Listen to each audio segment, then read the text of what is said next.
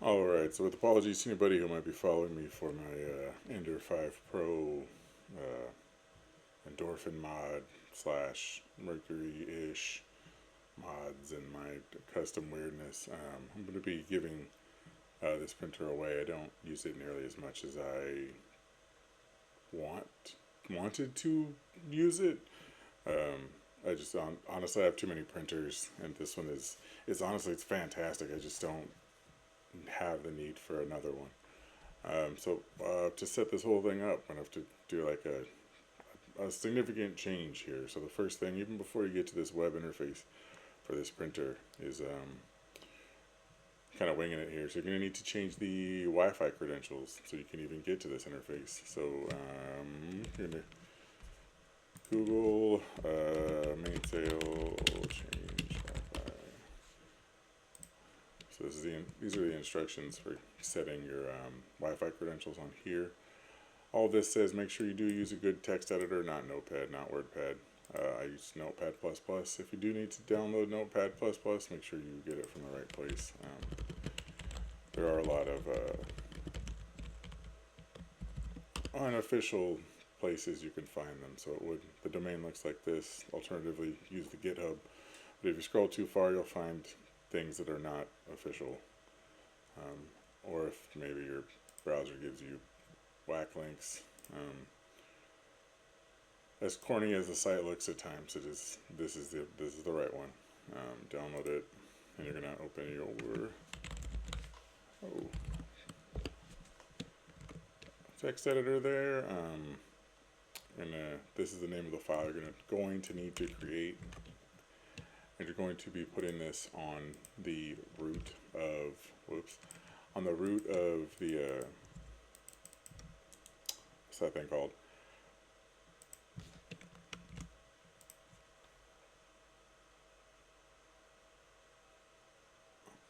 Micro USD, the card that comes in the Raspberry Pi that you see in there.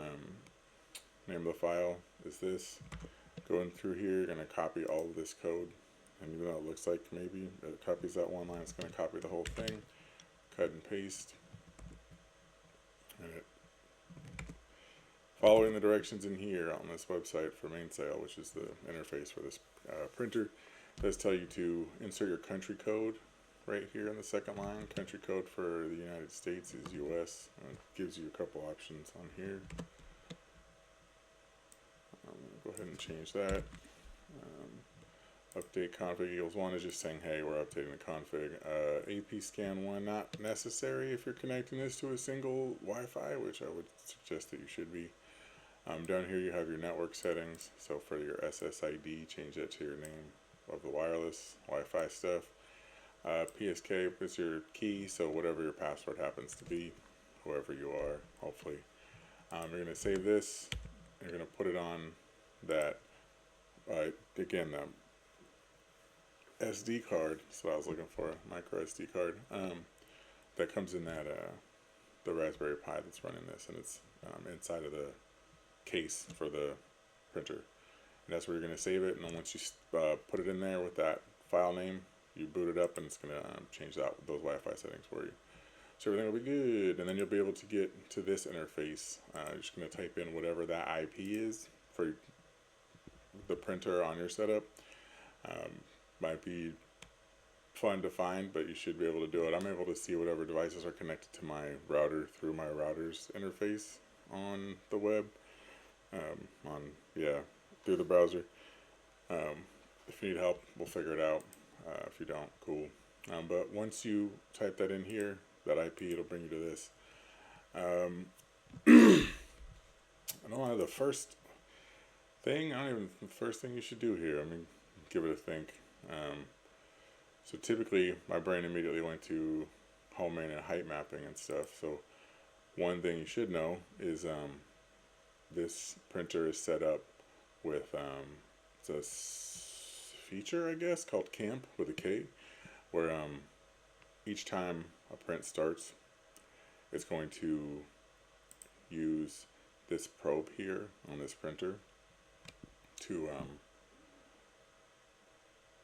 create one of these height maps or heat maps, like a map of the flatness of that build plate. And it's only going to be based on exactly what you're printing. And actually, if you see this whole thing down here is the build plate. And this is the most recent heat map it created, which is this little guy right here, right? It's not the whole plate. And that's because the most recent thing I printed was this small set of little calibration guys down here. So it only mapped that little section just to get an idea of how flat that build plate was. It doesn't need to map the entire thing. It's a waste of time, waste of energy, all this other stuff. So that's in here. So that would have been my first thing. So I guess not that. Everything should be pretty well calibrated. So if you don't have a slicer, which I'm assuming you don't for this, get Orca Slicer, please. Slicer is good. Again, I would suggest GitHub. Again, if it's already looking kind of suspect, as you see, there's 3 different domain names just in the top 3 results for Orca Slicer. GitHub is generally pretty safe. 2.3.1 is the most recent official release, at least as of this recording. Download it, install it, open it. Mine already happens to be open. I'm going to close that and reopen it.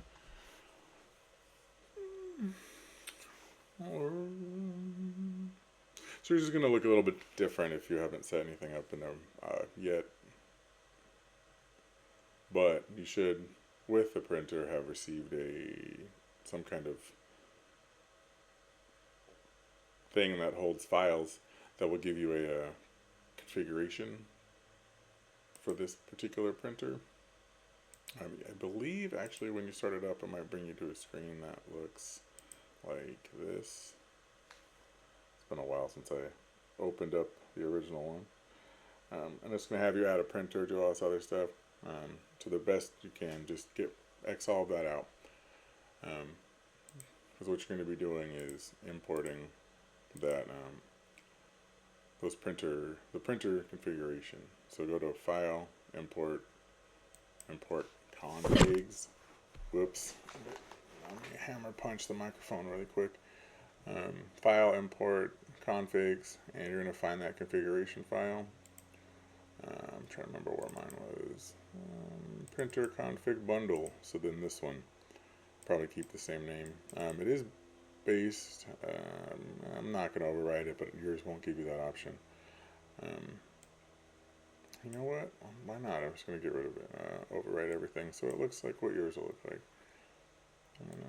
Cool.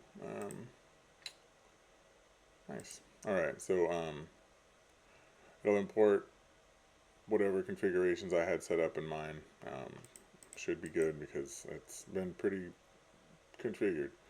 But again, this is based around that Ender 5 Pro. It does have different options for nozzle sizes. I believe these are the ones that it imports. And right now in there is the 0.6 millimeter nozzle, so I'm going to select that guy. And actually, I don't think that is, just looking at it, it looks like it's the wrong one. So this is going to import, wouldn't make sense, this user preset here. Ender 5 Pro 0.6 nozzle. Gives you the options of all these different plates.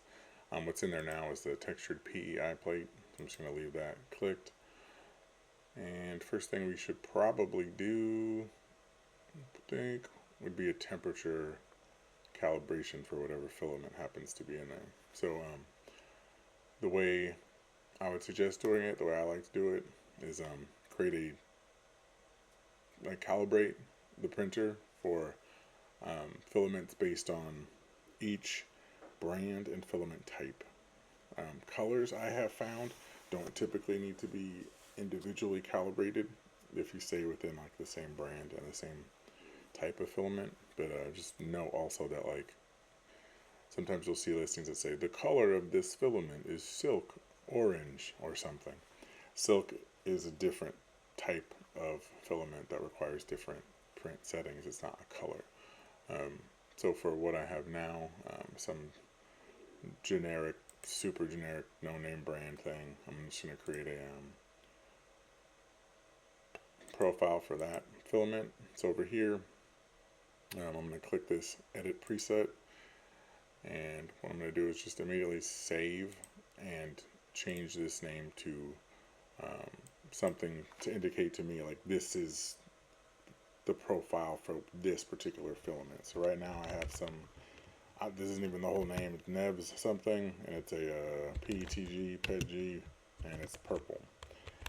I'm just going to put that there. Again, I don't think the color matters that much.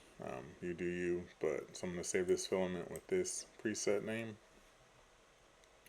Go in and start changing just a couple things. So it's not a PLA, it's a PETG, PETG standard blender. You can change the name if you want. I don't.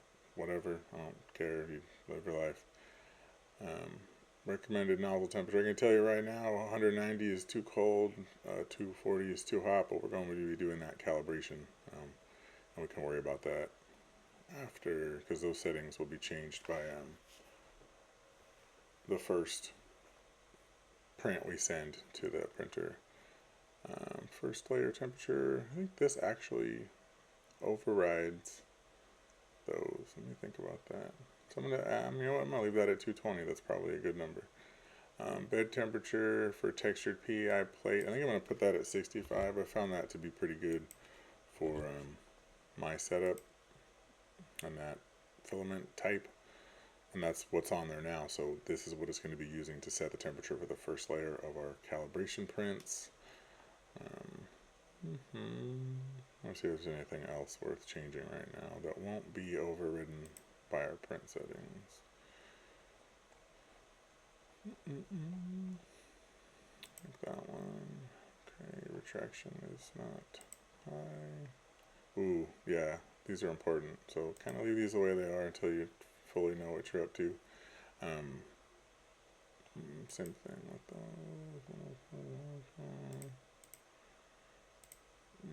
Okay, good. So I'm going to save this profile.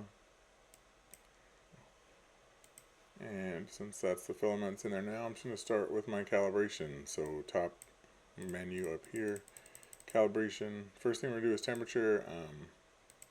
This is, again, PETG, PETG.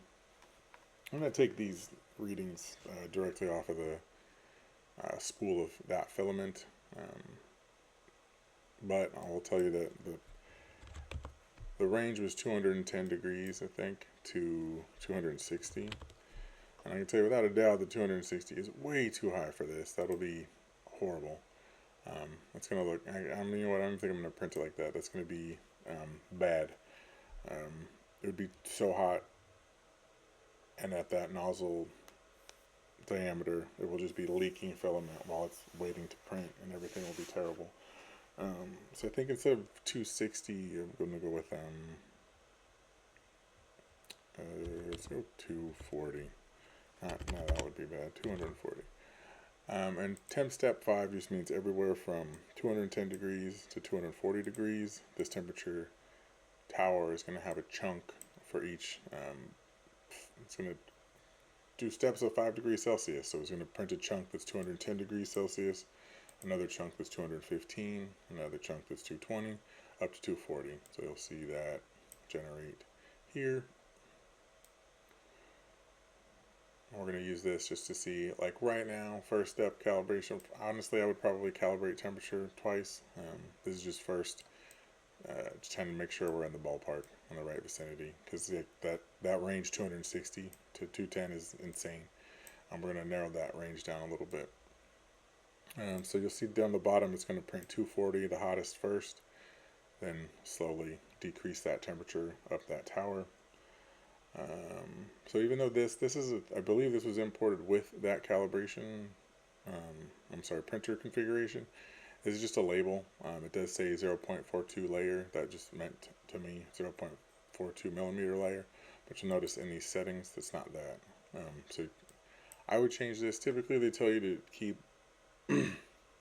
your layer height to 25, somewhere between 25% and 75% of your nozzle diameter. So with a nozzle diameter of 0.6 millimeters, 25% would be 0.15 millimeters, and 75% would be 0.45. I generally keep mine at like 50 or a little above 50, but nowhere near 75. So with a 0.6 millimeter nozzle diameter, I'll probably, just for these, I'll just go with 50%. Line width default just means it's going to pop out I think it's like as wide as the nozzle, if I'm not mistaken. I'm just going to leave everything where it is for the most part. Let's see if there's anything worth changing now.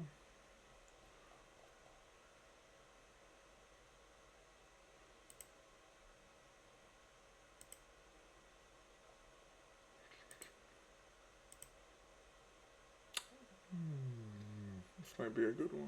Let's see. Auto brim. Let's see what the auto brim does. I'm thinking a skirt might be helpful. Well, I'm not sure. Let's see what it does by default. Yeah, that makes sense. All right, cool. So this guy around here is called a skirt. This single line that goes all the way around the outside. I like to do that, especially with these temperature configuration things. You might find, like I imagine, even 240 degrees is going to be too hot. And I believe that skirt is actually going to print at that 220 degrees. But like sometimes if this is too hot down here, while the printer is getting up to speed, while it's getting up to heat, you might find a filament leaking out. And if you don't print a line, so a lot of people, and I think I might have this printer set up. Oh, there it is, yeah.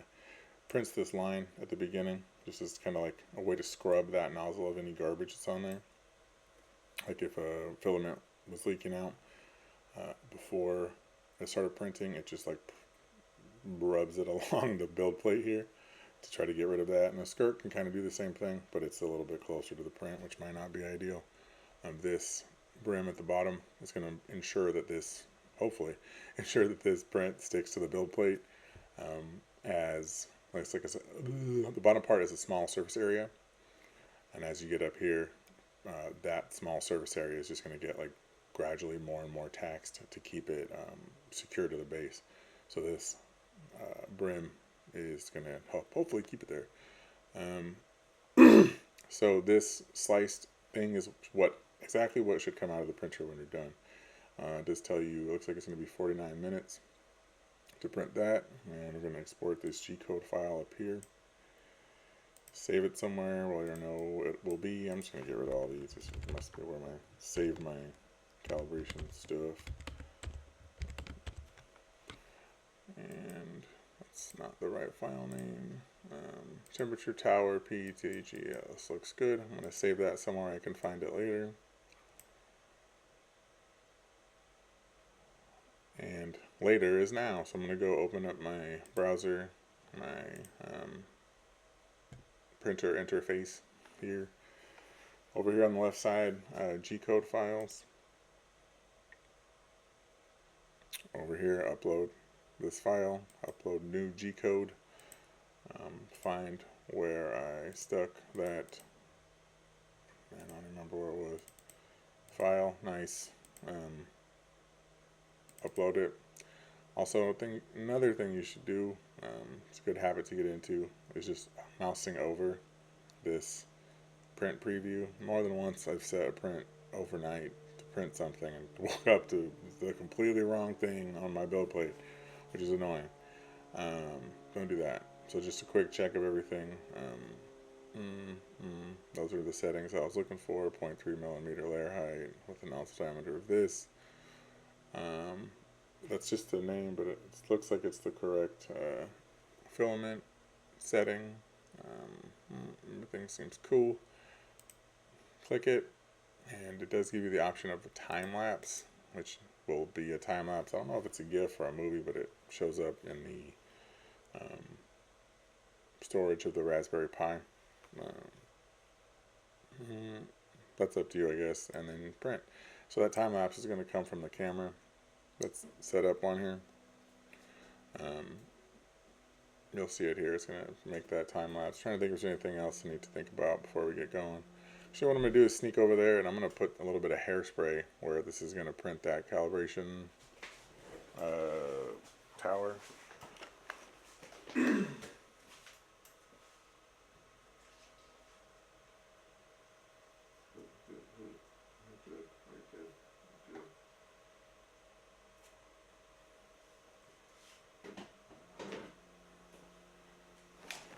And what this does is just creates a layer of something between the filament and the build plate. Sometimes I've more than once ruined the build plate because I didn't put anything as any kind of layer between that, and the print was so it was such a great surface area that it like welded itself to the build plate, and there's nothing I could do to get it off short of like that didn't ruin the build plate. So like the coating will like chip off and flake off, and then it's like you just ruined the whole thing. But putting a layer of like hairspray, some people use glue sticks. Avoid the I'm a 3D printed glue stick or 3D printing glue stick specifically for 3D prints garbage. Any regular ass glue stick or any cheap hairspray will be fine. And yeah, just make sure that there's a layer of something between these two. I don't think, personally, I've never had adhesion problems. So people will say, like, it helps it stick. To me, it just makes that layer of something that will give way so you don't ruin your build plate. Trying to think of anything else. So what you'll see here is that it's trying to get this build plate up to that 65-degree temperature. It's heating up the nozzle, and once it meets both of those temperatures, it's going to start printing. And I'll catch up with you somewhere further along in this process. There we go, looks like it's starting. See what it does to the temperature. What you should see here is it running along yeah, it's doing that first layer print, and you can see some goop nonsense on that nozzle right now, and it, oh man, that worked beautifully. Got rid of it, and now it's getting going on that print. So it is going to print that first layer at 240 degrees, and that's probably going to be too hot, which is why you see a lot of this stringing right now. A lot of these strings flying around is that already tells me that 240 degrees is too hot. But again, that comes from this down here also is the first layer, or the first calibration chunk is going to be 240 degrees. But again, I'll catch up with you when this is closer to being done, or probably done entirely. Alright, so looking at this temperature tower, there's a surprising amount of information you can get from a temperature tower, but it's kind of an initial, my fingers are stained with turmeric. This is kind of an initial temperature calibration. So looking at this with my notoriously terrible at autofocusing Logitech webcam, you can see down here that, if I again punch that microphone, 240 at the bottom, it just looks too hot, especially, Jesus, this camera sucks. You can see around here, around the overhangs, so it's like hot, it's too goopy, it's very drippy, not in a good way. And as you go up, temperature gets lower, those overhangs get a little bit better each time. Typically wouldn't be printing a lot of unsupported overhangs, but it's good to have that information. What you would really want to do if you're getting into looking at these temp towers is break it apart. So first, doing what we're doing now, just look at it, and next kind of touch it, see which lines are more adhered, I guess, which ones don't have any like friction. So I just touch this 210 up here. That's immediately coming apart. It's a good way to see that. Good thing to see. What you'd also want to do is look at these cones and kind of want to grab them with something and twist them around and kind of see how and where they break. So like this right here broke along that layer line, which means that this is probably too cold of a temperature because they haven't like fused together. But this is easier to tell when you're like twisting it around instead of just doing what I'm doing now, which is poking it. It's pretty much going to break along a layer line, just given that I'm poking it. But even then you can see with this one, it's a little bit warmer. It's not exactly along that layer line. But I mean, what we're doing now is just kind of getting a general feel, narrowing that gap from 240 to 210, something that we like. These overhangs, or bridging rather, from here to here is what these are testing. So you want to find something that's not too saggy. I'm just going to pick one of these. So looking at, I guess, overhangs mainly. 215 is looking pretty sharp. I just go with 215 on this. I'm going to take that 215 degrees Celsius and not in here but in Orca Slicer, I'm going to change my settings for this filament to both first layer and other layers to be 215 degrees. And what we're going to be doing from here actually is more calibration tests. So again, it kind of sucks to do this initially. It's not fun. But what it does do is do it once, ideally, for a brand. Again, for a brand and that type of filament, do it once and you're done. Save that 215 degrees in here. Trying to remember if there's anything else I need to save about that. And move on to the next calibration. So if I don't know why I'm in preview, I don't think I should be, but prepare, calibration, flow rate. There's two different options here. YOLO, I think, is relatively new. Not something that I use. It's like a one and done kind of thing. I like to do the 2-pass. It's a little more, I'll say, refined, I guess, detailed. We don't really need to save this temperature tower. I'm actually going to save these. So this is changing this setting to keep these layer values. So I'm going to save those guys. So they should be still in this preset here, I believe. But this is what the next set of calibration tests look like. Looking at this, you'll see these little rectangles that it's going to print out with these numbers associated with it, and this is for a flow rate. So if you're looking again at this filament preset, you look in here at these settings, and right now we're at a flow ratio of 1. And this is just kind of setting based on a lot of the information, the printer configuration that's currently set in Clipper. And we're going to see if we need to adjust that flow ratio at all.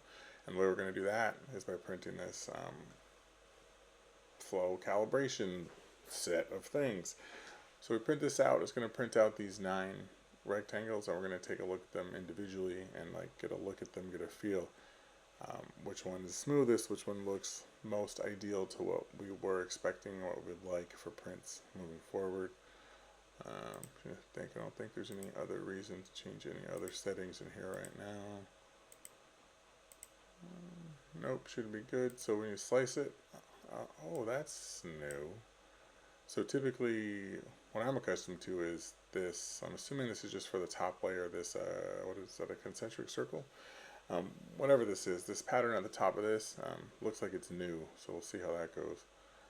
I assume all the layers beneath are not that. Yeah, that makes interesting. Wonder why they chose to do it that way. So this is a change that's relatively new to Orca Slicer, that this top layer looks like this. So we'll see how that turns out. Same thing we did last time. Export this G-code file to a place where we'll remember it. Backup printer config. And then we go plop this into the G-code files tab over here. Upload, flow rate, test number 1. One thing I didn't mention, might be worth mentioning, is like, so the flow rate right now is 1. Think of it as like a percentage. It's 100, right? What these numbers do is each one, so this is going to bump that up like 5%, basically 10%, 50%, 20%, all the way down to, that's a weird way to go. All the way down to 95, 90, 85, and 80. And it's going to, again, just figure out we're going to find out which flow rate is going to be ideal for what we're doing. So back to this, bloop, and you're going to print it just like you did the last one. And I'm going to stop this here and catch up with you. I'm going to go hit this build plate again with some hairspray and catch up with you when this print is done too.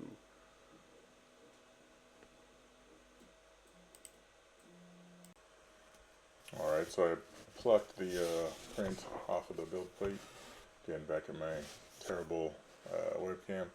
And what you want to do next is you're going to feel these rectangles. Oh, you're a good rectangle. And you're looking for one that's like smooth, one that doesn't have any like significant imperfections. I do not like the fact that they chose this pattern for this top layer, but I'm looking for one that I think feels the smoothest. I think, and while I'm doing this, like keep in mind, like this one kind of feels a little bit rougher. This one feels okay. This one I think might be the best one. This is the -5 one. What else I'm going to look at, not just look at it, not just fondle it. I'm going to take a look at the edges. And what I'm looking at here is signs of like there not being enough filament or under extrusion on these edges, or maybe too much filament or over extrusion. Those are the lower values, so like the -20, -15, -10. That did look like you see some under extrusion there. So if I look at the other side, generally it looks pretty good all the way around except for this one, which is +10, which is not what I would expect. So all in all, I might go, I kind of see some, you know what, I'm going to I was thinking that -5 one, I'm going to pop it off and take a closer look. Look at my fingernails. And yeah, okay, so maybe it was like a lighting trick or something. It looked like it was more under extruded than I thought, so you might want to pop them all off that build plate. Yeah, I mean, this looks pretty good, feels pretty good on the surface. But if I'm stuck between, Jesus, I don't like that pattern. If I'm stuck between two, I'm going to want to pick the one that would result in a higher flow. I guess the one value that is the most positive. So say you're picking between -10 and -5. Go with -5, and I'll show you why in a minute. But that's what I'll be going with, is this one, which is 5. Looks like, I think I said it was -5. It looks like it's 5. And the way I get my new flow rate is using a formula, I guess. So your new flow rate is going to be, sorry about that, I was getting some text messages. Your new flow rate is going to be your old flow rate multiplied by 100 plus whatever value is on this chip that you're picking. So my old flow rate was 1 or 100, so I might just put this on something you can see. So the old rate was, that's going to be equal, no, I'm sorry, I messed that up. So the new rate is going to be equal to the old rate times, that's, my keyboard is not close, 100 plus whatever the value of that chip is. And if you divide all that by 100, another way to think about it is just if you did that same, whatever you get here, as a percentage, same thing as divided by 100. So the new rate is what we're looking for. So the old rate was 100, right? Or 1.00, depending on how you want to do it. You take that, multiply it by 100 plus, what we ended up with for that chip value was a positive 5. So 105 divided by 100, which will again give us our new rate. So this is, 0.00 times Man, it's going to get better at typing. So 105 divided by 100. Or again, this part can be just thought of as 1.05. So all that to say 1 times 1.05 is 1.05. That means we're going to end up bumping up this flow rate. One thing to know, it's not always going to be this easy. So like say right now, we're going to end up at 1.05 flow rate. That's going to be our new flow rate. The next time that you're calibrating something, it's going to look, let's say you needed to recalibrate this filament for whatever reason, I don't know. Your flow rate is going to be 1.05, so that's going to be your old rate in that new calculation, which we're actually going to use pretty soon, because we're going to take this new flow rate, we're going to put it into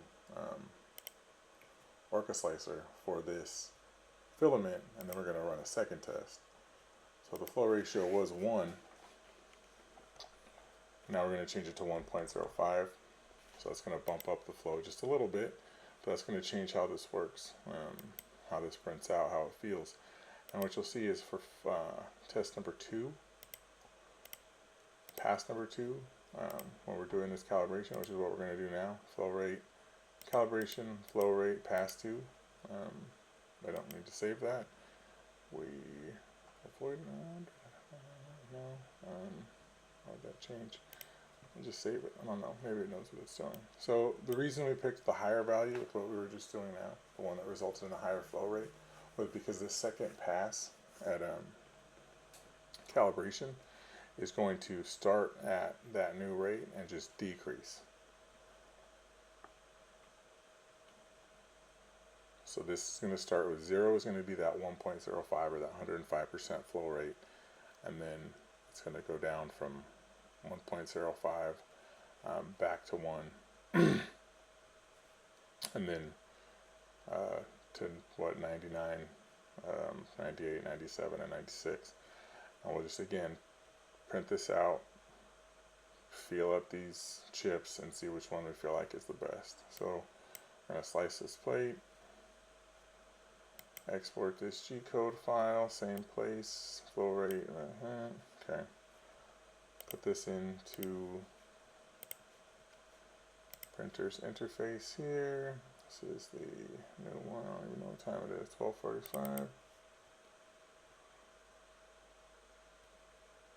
And just double check, print the right thing. One thing I didn't mention before is the reason there's a common and generic PLA here is because in Orca Slicer we have it set for 2 different filaments. We're not going to be printing with 2 filaments, so for all intents and purposes you can just get rid of this if you want.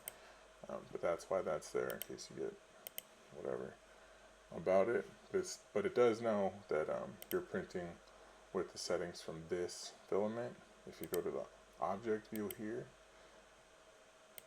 you'd see that for this plate and for all the items on this plate, it is choosing filament 1, which is the one we've been manipulating here. Yeah, sorry, real quick piece of information there. And then we're going to set this to print.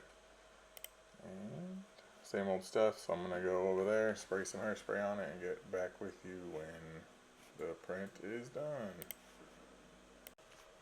Alright, so this one finished. Just popped one of these guys off, it's a -7. Look at this, you can kind of see, looks like it's being under extruded hard on that edge right there. So -7 is too much. This is -6 because they go about it weirdly. This is -3. Looks much better on that edge.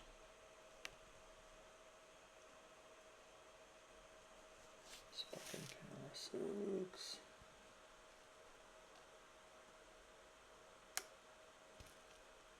It's pretty good all the way around. Surface feels alright-ish.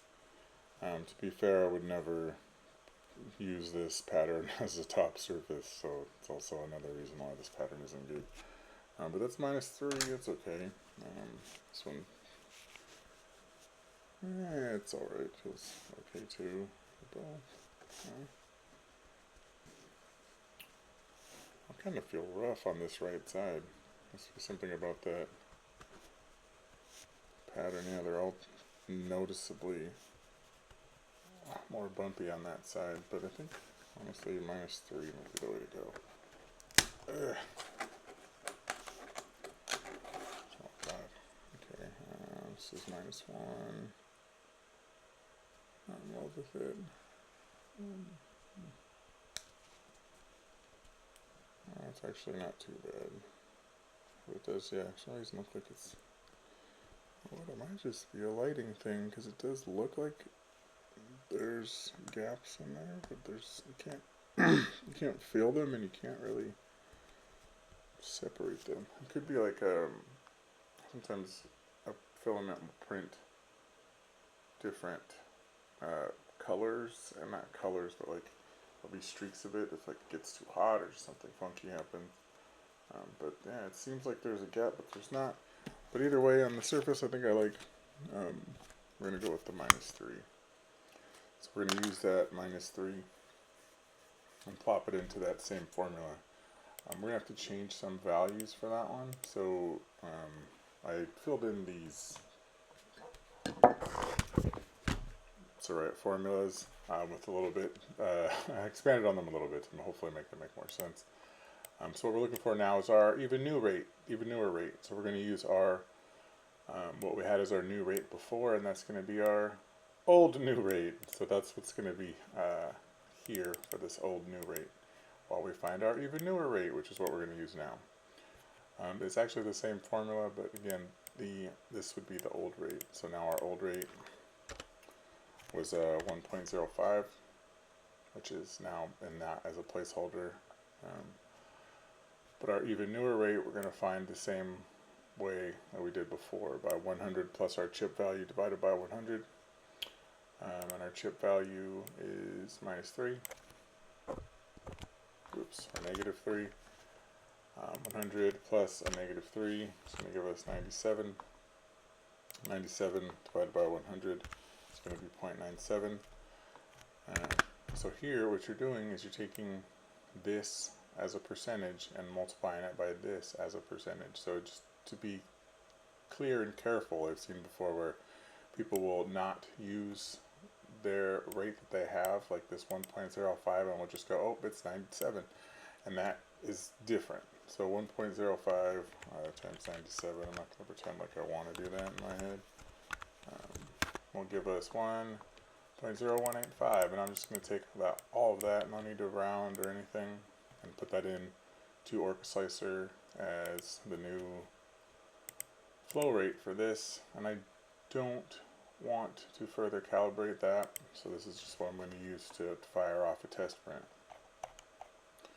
So for flow ratio from 1.05 to 1.0185, as you hopefully saw with those little test prints, it does make a difference.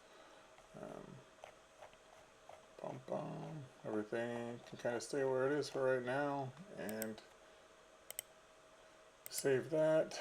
We're going to prepare a new model. Okay, so for that model we're going to print, let's just go with a classic, ubiquitous, benchy. Makes sense that I've been here before. You can find them everywhere, anywhere. For like a jillion different 3D printing companies have put out a benchy. This is one. Doesn't really matter since that I've downloaded one before too, but they're everywhere. So you can use Thingiverse, printables, Maker World. Just find a benchy, Google 3D benchy, or go to this one. You're good. And then we're going to take that, add it to our plate here. You know what? I just realized I did that kind of quick. So the way you do that is in this Orcheslicer. Up here, this little box with a plus sign on it. I believe that says add under my intentionally oversized mouse cursor. Click that and find the benchy that you downloaded. They're all going to look like this, and sometimes you'll see like a watermark or some kind of identifying where you got it from on the underside. And that should show up when you're printing, or post printing. But yeah, other than that, like, we're going to leave everything the way it is here.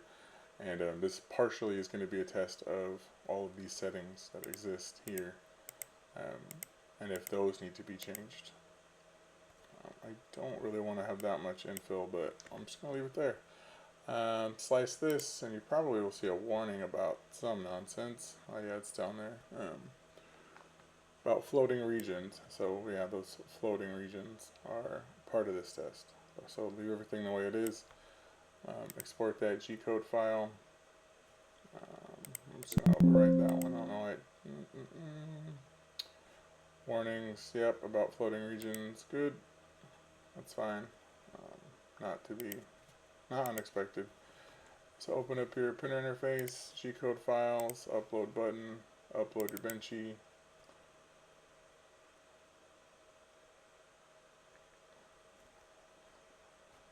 Mouse over. Yep, it's Benchy. Print your Benchy. And I'm going to go again, hit that with some hairspray and get back to you when I'm done. Alright, so pull this print off the print bed there. Looks pretty good. You will see, well, okay, one thing before getting into this, I did realize that basically as soon as I fired up the printer with this Benchy in it, that for PTG or PEG you should not be running your fan at full speed. And I realized that looking at the settings in the slicer that it had the fan on at full speed the whole time. So what I did while that at the beginning of that print came down here into Mainsail and scrolled all the way down here and set this fan at 30%, and I assume that helped because the fan at full speed for PETG is not gonna work out well. But yeah, so what you have here is honestly it's pretty good. It's typical for that type of filament, PETG, to have these hairs. I don't know if you can tell in this video, but they're not the same color as the filament, so I wouldn't consider them like strings or whatever. There are these hairs that are like white that at times come with this type of filament. What I usually do, and which you'll hear other people suggest, is like taking a lighter to it or taking a little brush to it. I usually go with a lighter. I don't know where my lighter is, so I'm going to burn them off with this match. And it usually has them go away. Hopefully you don't keep the flame on there too long, otherwise it's going to discolor a lot of the print. But like the ones on the inside, I'm not going to be able to get off like this. I can get out ones on the say the hull of this ship just by rubbing them.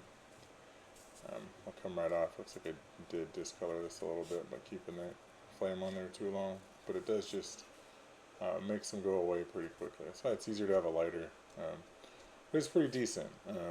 For you as a beginner, I probably wouldn't even be printing this type of filament, but everything else up to this point would work. With PLA, would be the same process, which is what you should probably be working with as a beginner. But this is honestly pretty good. I'm not upset about this at all. Do you see it does? I don't remember if I mentioned it.